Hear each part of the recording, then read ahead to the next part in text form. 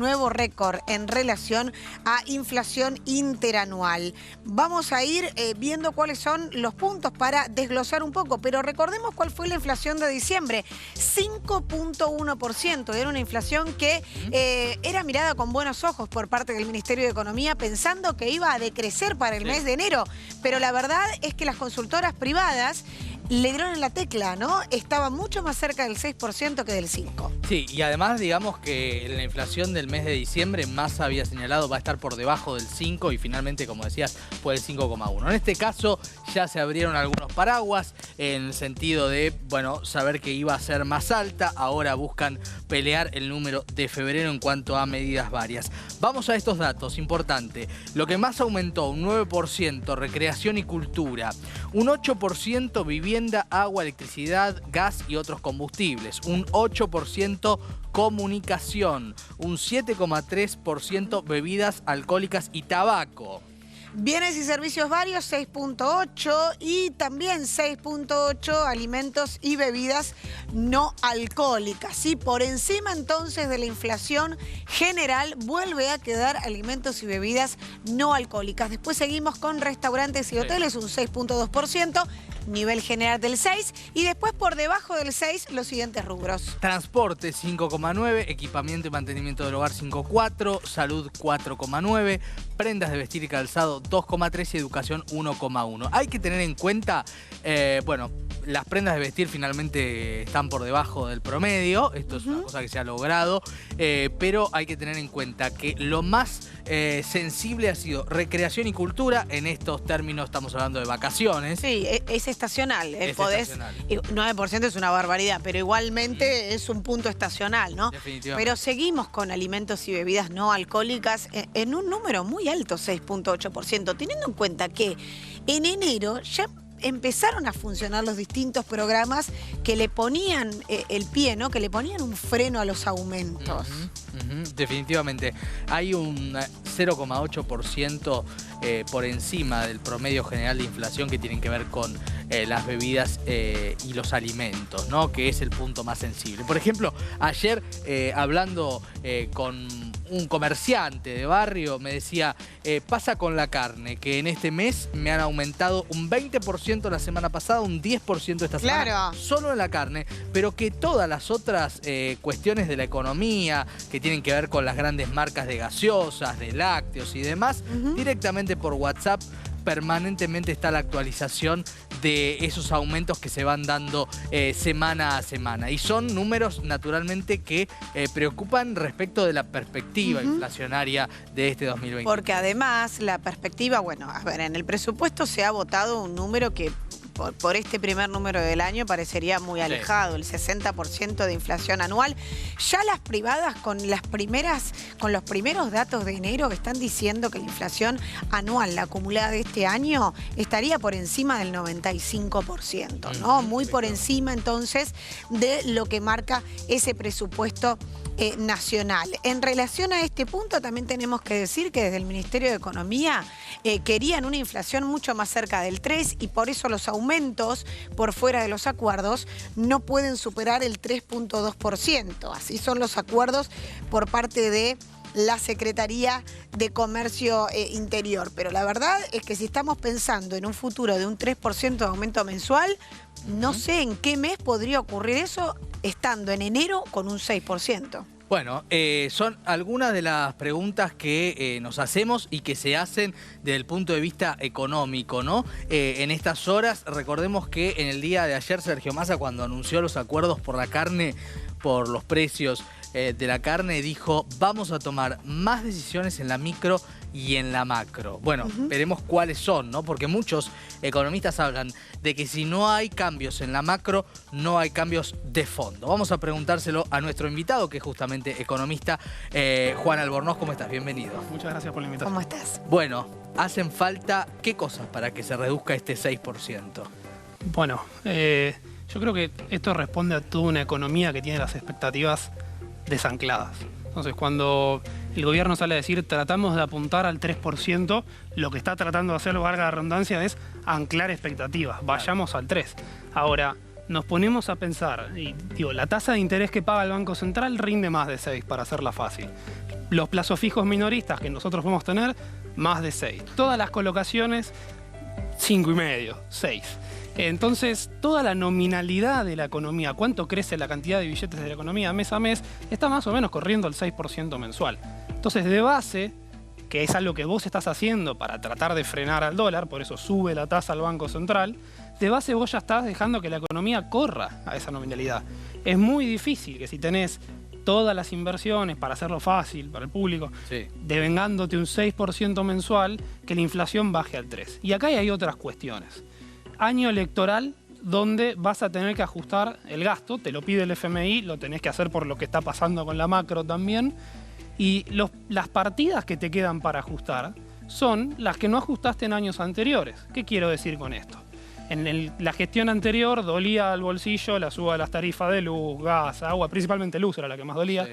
Eso se pisó durante el 2020 y durante el 2021.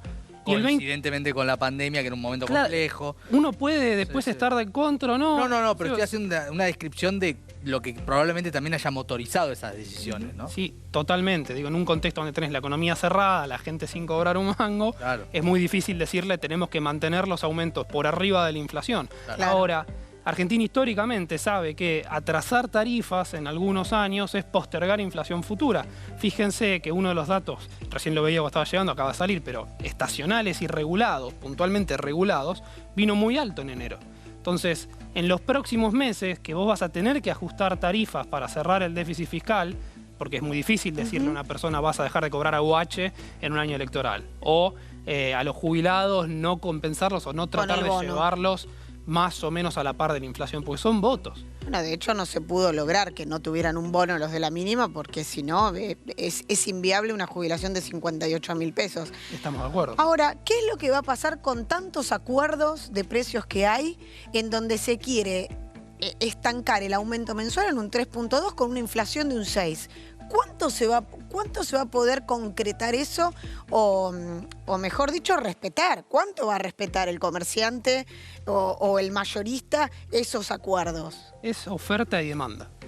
Si vos tenés un producto, vos tenés un canal de televisión y estás haciendo una entrevista y te dicen solamente podés cobrar esta entrevista tanto y tu presupuesto es otro, alguien tiene que poner la diferencia. Eso es el Estado. Y el Estado, si bien puede tener empresas, genera recursos, principalmente lo hace a través de recaudación y lo que no llega con recaudación es emisión monetaria o deuda. Entonces, siempre, históricamente, y no solo en Argentina, en todo el mundo, los controles de precios transitoriamente pueden calmarte la inflación un poco. Uno va al mostrador y va a ver que quizás la carne, si la encuentra, está lo que dice el gobierno que tendría que estar. Ahora, el problema es, si a vos en el mercado, el viejo mercado de Liniers, que ahora está en Cañuelas, la carne te subió un 50% desde que empezó el año, paréntesis, en el 2022 había subido un 40% por toda la situación en el campo, donde hubo un exceso de oferta, faena además de lo habitual porque no ibas a poder alimentar a la vaca por la sequía que hay en el campo. Eso hoy se está revirtiendo. Es muy difícil que si te sube 50% la vaca en el viejo mercado de Liniers, que eso no se traslade en algún momento al mostrador. A la góndola, sí, Entonces, sí. posiblemente tenga el mismo efecto que tienen todos los controles de precios, que es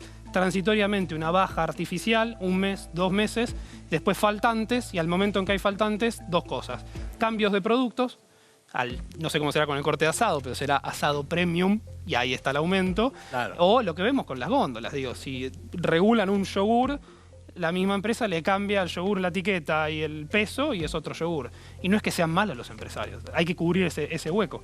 Sí, y además siempre están buscando la posibilidad después de reponer, ¿no? En esa venta, digamos, ya estar, digamos, tener la espalda para lo que vendrá después, con la próxima inflación sobre ese producto que hay que volver a crear.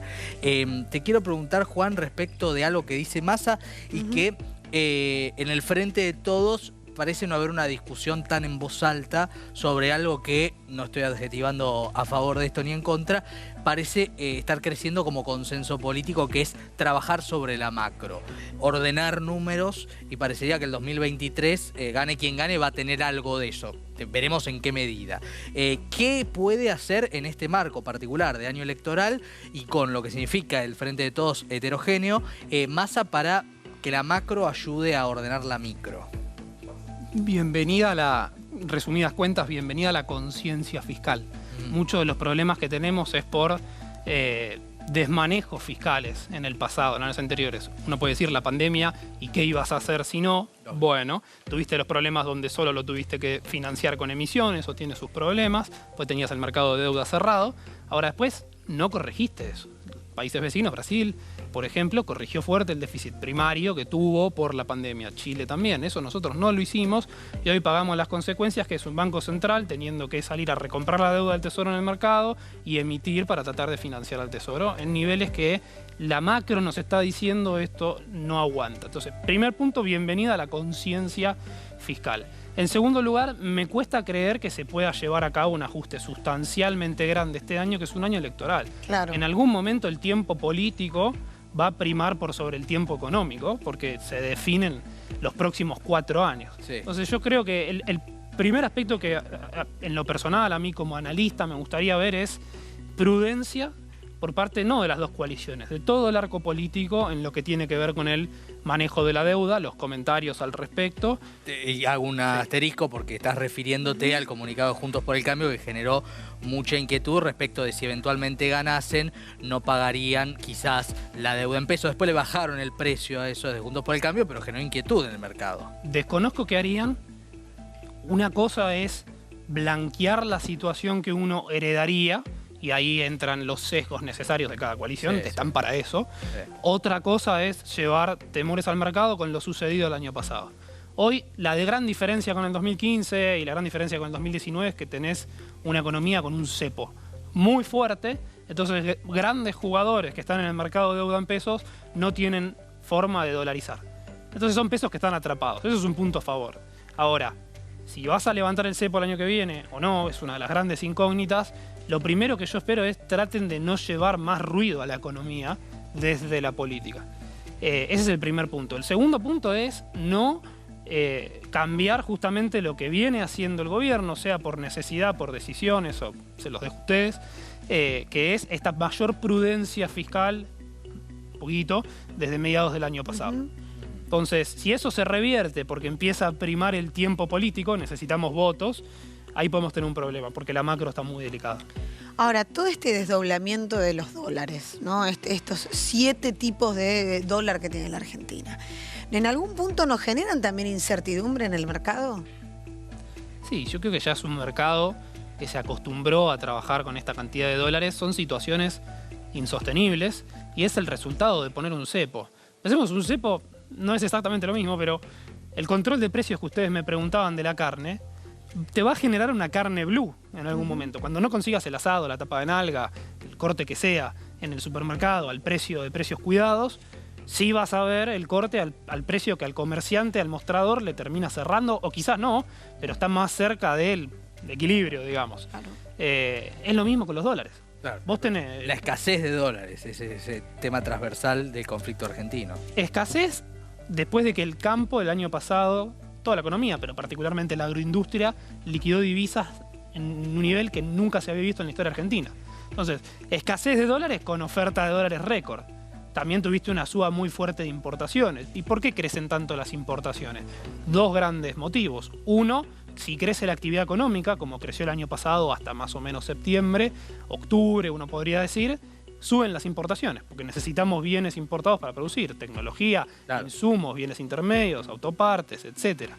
Ahora, también la brecha, los distintos dólares que tenemos, te generan incentivos. Si yo puedo importar a 200 y después ponerle precio a ese producto como si estuviera al 3.80, redondeemos 400 del dólar, me estoy sacando una diferencia. Claro. También por eso crece. Hay un negocio en la importación. Y en eso actuó el gobierno, que uno puede estar a favor o en contra, pero digo, para tener una mayor trazabilidad de esas importaciones, implementaron el CIRA. Desde que pusieron el CIRA, se cayeron un 25% el giro de divisas del Banco Central. Cuántos dólares constantes y sonantes salieron del Banco Central para importaciones, cayeron un 25%, 20% desde que pusieron el CIRA. Entonces, si no es sostenible esta cantidad de dólares, creo que lamentablemente Argentina hoy, en lo que resta del 2023, no los va a unificar. No, definitivamente. Ahora, ya que estamos con el dólar, Sí. parece que se empieza a instalar este debate. Algunos precandidatos no se lanzaron oficialmente, aunque todos sabemos que van a hacer, y ya están respondiendo respecto del tema del cepo. También, si hubiera un gobierno de otro signo político o de alguien del Frente de Todos, más bien no heterodoxo, si querés, de la economía, probablemente, si decide salir del cepo, no lo puede hacer con la irresponsabilidad que se vivió en el 2015, digo. No se puede hacer de la noche a la mañana. O sí se puede bancándose un costo social tremendo. Yo creo que el mercado hoy le va a pedir... Hablo del mercado... El mercado somos todos, primer punto va a poner. Digo, cuando nosotros vamos y compramos y vendemos, el mercado También no es somos. solamente alguien que está en el mercado financiero con una pantalla de trading. Cada decisión que tomamos toda la economía, a eso nos referimos por el mercado. Que a veces uno dice, ¿de qué está hablando esta persona cuando habla del mercado? Si yo tengo mi negocio acá a la calle, ¿qué es eso? Eso también es el mercado. Yo creo que el mercado y lo que le va a pedir al gobierno, y acá sí el mercado internacional, para volver a confiarle, ¿qué es confiarle plata? Deuda, porque la va a necesitar lamentablemente Argentina, aunque la deuda en sí no es mala, sino que es resultado del déficit fiscal, le va a pedir una prudencia fiscal, un esfuerzo fiscal más fuerte que en años anteriores. Mostrame que realmente estás haciendo los deberes para que te vuelva a confiar. Punto número 1. Punto número 2. No sé si podés salir del cepo de la noche a la mañana, como uno podría decir se hizo en 2015, por la situación de los pasivos remunerados que tenés hoy del Banco Central. ¿Qué es? Las Levax, las viejas Levax, hoy Lelix, los pases. Hoy tiene el Banco Central 2 bases monetarias contenidas en esa deuda que genera intereses. Digo, hablamos del déficit fiscal, el Banco Central tiene más déficit que el Tesoro. Entonces, eso hay que ver cómo se soluciona. Yo creo que independientemente de la coalición que venga, siempre hay coaliciones más pro mercado, menos pro mercado, lo que le van a pedir es mostrame que vas a hacer los deberes primero y después vemos. Y acá un último paréntesis, y esto es una opinión personal, los pagos de deuda que hay el año que viene, donde hablamos deuda en dólares, no son tan altos. Digo. En el 2025, ¿no hay un vencimiento grande? A ver, el año que viene ya tenés 7.000, 8.000 millones de dólares para pagar, estamos hablando más o menos de, a niveles de hoy, un poquito menos de 2 meses de importaciones. No es un número imposible de Al que no se afrontar. puede acceder, claro. O sea, es para poner en perspectiva. Uno dice 8.000 millones de dólares, ¿cuánto es? Bueno, estamos hablando de poquito menos de 2 meses de importaciones de bienes. Yo creo que no es un número imposible de afrontar. Entonces, en cuanto a stock, cantidad de deuda que se paga el año que viene en moneda extranjera con privados, uno diría, se debería poder pagar. Ahora, eso no implica que vos levantes el cepo inmediatamente apenas asuma la coalición. Yo creo que las medidas fuertes que se van a tener que ver el mediados de diciembre apenas asuman, sea quien sea, continuidad o un color político distinto, son medidas fiscales fuertes. Yo creo que van a pedir eso para volver a confiar. Caso contrario, seguiremos en este mismo esquema. Bien. Juan Pablo, gracias por habernos visitado. Gracias a ustedes.